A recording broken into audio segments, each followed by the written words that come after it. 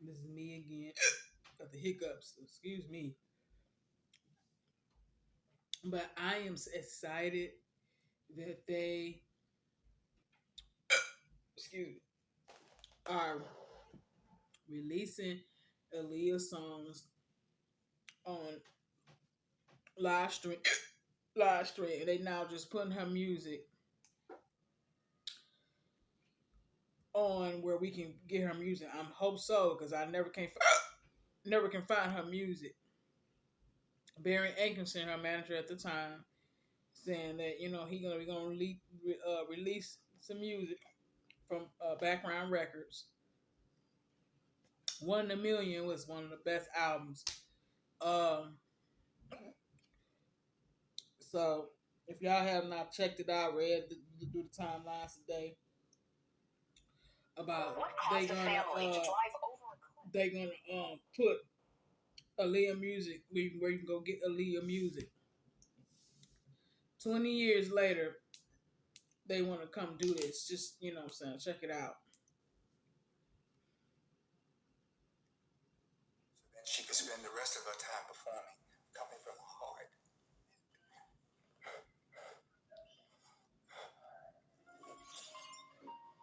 In a rare and emotional sit-down with Billboard's executive director of R&B hip-hop, Gail Mitchell, Aaliyah's reclusive uncle, Barry Hankerson, opened up about his niece's legacy, plus exclusively revealed her music will soon be hitting streaming platforms. It's been a long time since the fans could enjoy Aaliyah and other artists on our catalog. There's been a lot of changes in the music business since we took the music off the market, so we want to be sure to be with the right people, the right executives, and to give ourselves the right time to do different things. When you add all that up, it was a couple of years before we could even really consider putting the music out.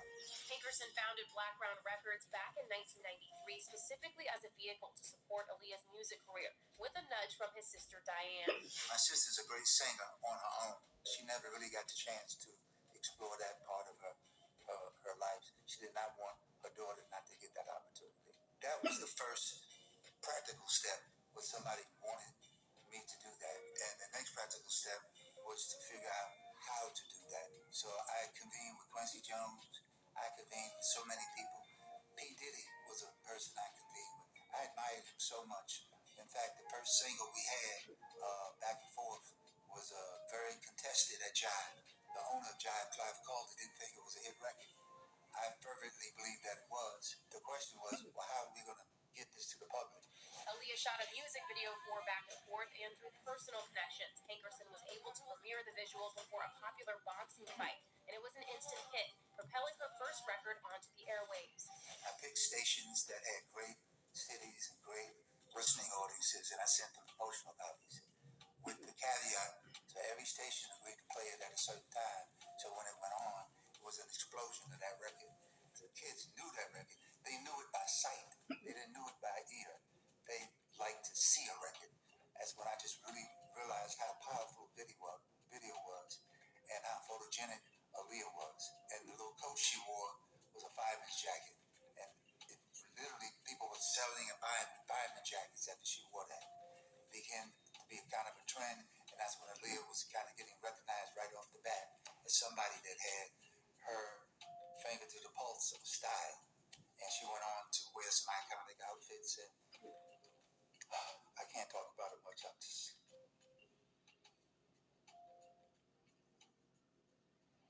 But Aaliyah's sudden death in a plane crash in August 2001 at the age of 22 eventually led to her most beloved works going out of print. But now, in a new partnership with Bay Area-based independent distributor, label, and publisher Empire, the entire Blackground catalog, not just Aaliyah's works, but 17 albums by artists including Timbaland and Magoo, Tank, Tony Braxton, and JoJo will be available to stream for the first time ever, and for both physical and digital purchase for the first time in a decade. So, why now? On August 25th, 2020, on the 19th anniversary of Aaliyah's death, her estate, ran by Aaliyah's mother, along with her older brother Rashad, released a statement through the singer's official Twitter account writing, "We are excited to announce that communication has commenced between the estate and various record labels about the status of Aaliyah's music catalog, as well as its availability on streaming platforms in the near future. For Hankerson, the statement was a long awaited green light. I'll be very candid with you. Since the death of my niece, I don't have the same relationship I used to have with my sister. We were very close. But when you lose a child or a niece that you really loved, it was difficult for my family. So a lot of things in my family changed. I really got my cue that my sister was ready to put the music out because she said so on the internet. I would have never dreamed that's the way I would have heard it. But she said it's time to put the music out because there was a conversation we had that she didn't want the music out. And whatever my sister told me, I tried to do what she wanted me to do. As a parent, I would understand if she did not want the music out because who wants to hear the voice of your daughter who's gone? Diane does not approve of the catalog's release. The Aaliyah estate made it clear to Billboard that they do not support the deal between Hankerson and Empire, which they claim they were left out of, despite reaching out to Blackground last August in hopes of participating. But Hankerson says his efforts were met with silence, so the plans with Empire are now in place. August 20th will see the release of One in a Million, followed weekly by a rough approximation of the original chronology of Blackground releases. Hankerson will also be relaunching Blackground as a new frontline label with distribution through Empire. When asked what Hankerson initially hoped to do when he first started Blackground, as compared to the label's mission statement today, he said this: A very special signing of talent. As a black person, the only really resource that we have as a people in America are artists and music. An artist helps you bring forth what your people are about. And I had the good fortune to work with some of the biggest artists that ever lived. I was once married to Gladys Knight, which is still one of my favorite artists. But I had so many mission statements, and I'm still looking at mission statements. I'm now really caught up to trying to help foster a system that an artist can come to some place and get heard and seen. I really hope that in this next phase of background, we can spot talent that maybe doesn't fit the cookie cutter of what an artist is and bring them forward on our own platform to give them an opportunity to be seen.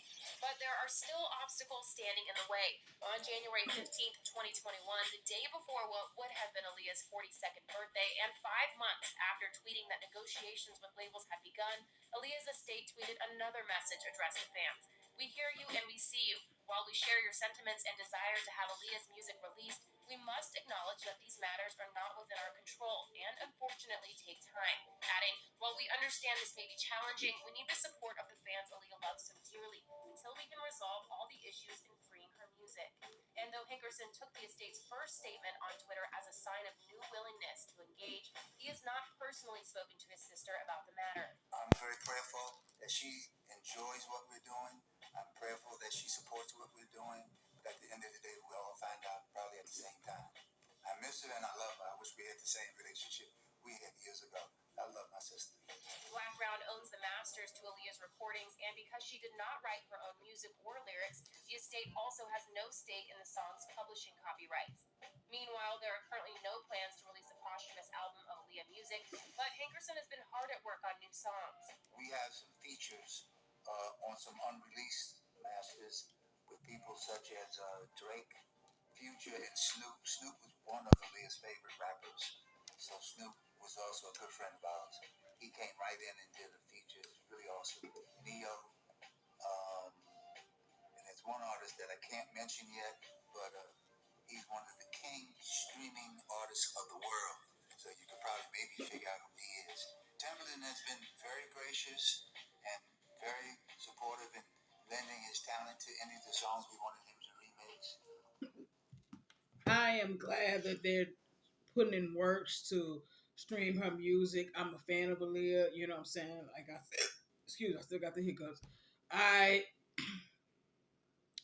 was, excited to hear this. Been 20, man, 20 years since Aaliyah has been gone. And you know what I'm saying, and it was, what I'm saying, I was real young when it happened when she passed. And I cried about that. I really did. When Aaliyah passed, I was like 12, 13 years old when Aaliyah passed. I really did cry about that shit. That was really, sad. sad for me because you know what I'm saying I was listening to Aaliyah music growing up in the '90s and shit like that when she was on Doctor Doolittle soundtrack and when she came out with Somebody with Timberland and you know what I'm saying then one of the Amelia album and you know what I'm saying and you know what I'm saying all that period of time and then her last excuse me, her last album, you know what I'm saying, you know what I'm saying. And then later on that year, like later on, like 2002, 2003, they start releasing other songs that, you know what I'm saying, I Care For You, um, excuse me, those songs and shit like that. And, you know, and I'm just excited they still, you know what I'm saying, keeping this legendary going, you know what I'm saying, Aaliyah, because we did have fans out here with Aaliyah, you know what I'm saying, and I, you know what I'm saying, and I still say, you know, rest in peace, Aaliyah. We miss you. You know what I'm saying? You know what I'm saying? If you were still, excuse me, if you were still living, I would still support you and buy your albums because it was a very special time when it was Brandy, Monica, and Aaliyah, and it was a very special time. They were all doing their own thing, and they all came out around the same time. Aaliyah came out first, then Aaliyah came out first, then Brandy, and then Monica all of them around the 94 to all the way to the 90s. They all came out, you know what I'm saying? And then I used to listen to all three of them, you know what I'm saying? And, you know, when that little shocker thing hit back in 2001, August 25th, 2001, when she had passed, that broke me. I was young as hell when it happened. That broke me. It did, you know what I'm saying, and you know, and when R. Kelly was working with her with Drive Records, you know what I'm saying. Barry Ankerson was there, her manager, and it was R. Kelly manager too, and you know, and it was a very special time around that time. And the '90s was lit, you know what I'm saying. So I happily they waited excuse me, and hiccups. They waited 20 years later. Finally, you know what I'm saying, we can get her, you know, pull up her music. You know what I'm saying? Bring all that music, especially when she made with Timberland and you know what I'm saying, jumps the boogie. Now that's my shit. Jumps the boogie, jumps me. Give it up, you don't know. How we party, you know. Now that's my shit. And you know, Hot Like Fire, One in a Million. Uh, you know, that whole One in a Million album was lit. You know what I'm saying? Uh, I just love it all. You know what I'm saying? And I'm glad after 20 years later they wanna, you know what I'm saying, put this new music so we can get her music. Her legendary still lives. Still love her. Continue to rest in peace, Aaliyah. We love you, and I'm so happy that they're doing this. So August 20th, they will start. You can release her album. You know, so you never can find none of her music after all these 20 years. We cannot listen to none of her music. It's an app where I can go on to and listen to it, but they don't play the full real albums on the song. And you know what I'm saying? So it's the Sierra at you again. I gotta get rid of these hiccups. Let's say 1, 2, 3, hold your nose.